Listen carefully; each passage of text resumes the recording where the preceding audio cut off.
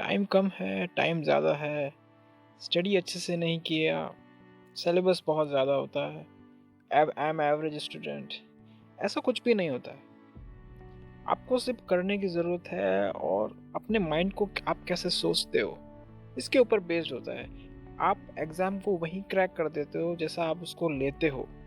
अगर आप उसको ऐसा समझोगे कि ये तो बहुत ज़्यादा टफ है, मैं शायद इसके बराबर नहीं हूँ और मुझे बहुत ज़्यादा हार्ड वर्क करना पड़ेगा, आप वहीं पर हार जाओगे।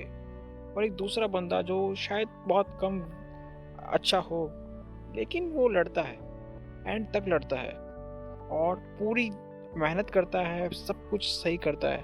हो सकता है कि उसका फिर भी सिलेक्शन ना हो, लेकिन उसने कहीं भी कसर नहीं छोड़ी। तो ये होगा कि अगर वो नेक्स्ट ईयर फिर से देता है तो उसका सिलेक्शन हो जाएगा। आफ्टर ऑल उसको जो चाहिए उसको मिल गया, उसको डॉक्टर बनना है और वो डॉक्टर बनेगा।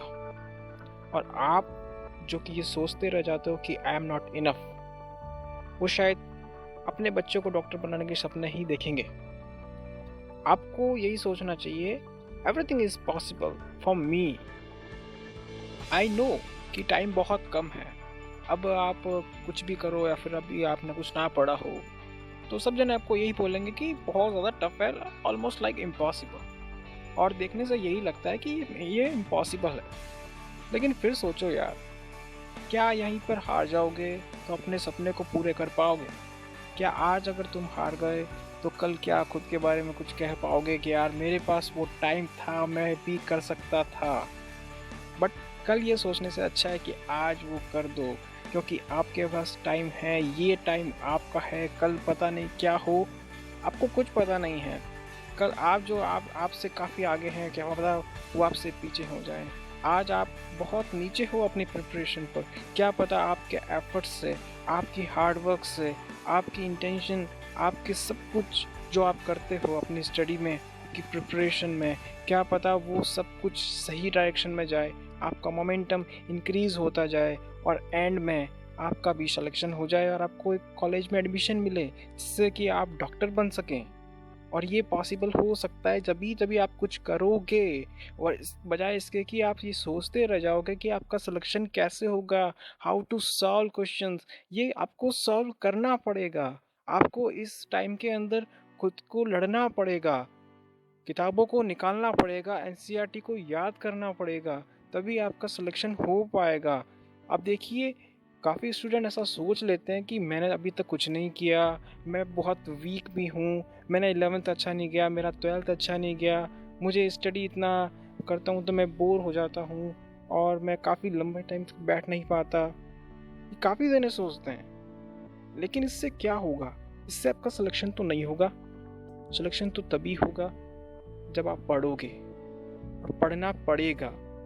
जब पढ़ोगे और कुछ उससे पाओगे, एक चैप्टर पढ़ोगे, उसके क्वेश्चन सॉल्व करोगे, और जब वो क्वेश्चंस आपसे सॉल्व होंगे और अगर उन क्वेश्चंस के सामने एम्स, आईआईटी, जेईई मेन अगर लिखा होगा, तो वो जो खुशी होगी चेहरे पर, वो किसी को बता नहीं सकते। लेकिन वो बहुत सबसे बड़ी खुशी वही होती है कि मैंने इस टफेस्ट एग्ज़ाम के क्वेश्चंस भी सॉल्व कर दिए।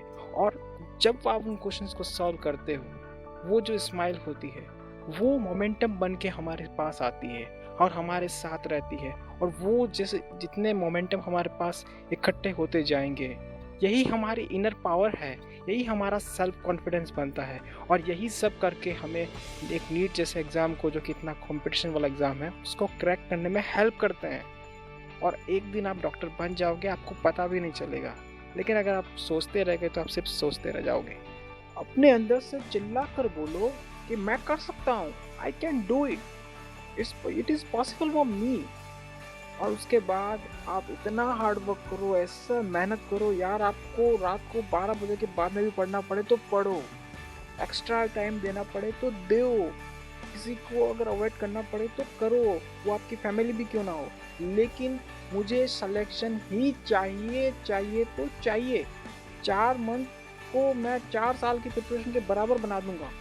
इतना पढ़ूंगा, इतना पढ़ूंगा। अगर दूसरों ने अगर 2-2 साल मेहनत की, वो सारी 2 साल की मेहनत मैं 4 महीनों में कर दूंगा। अगर वो रोज 8 घंटे पढ़ाता पूरे साल, तो मैं 16 घंटे पढ़ूंगा।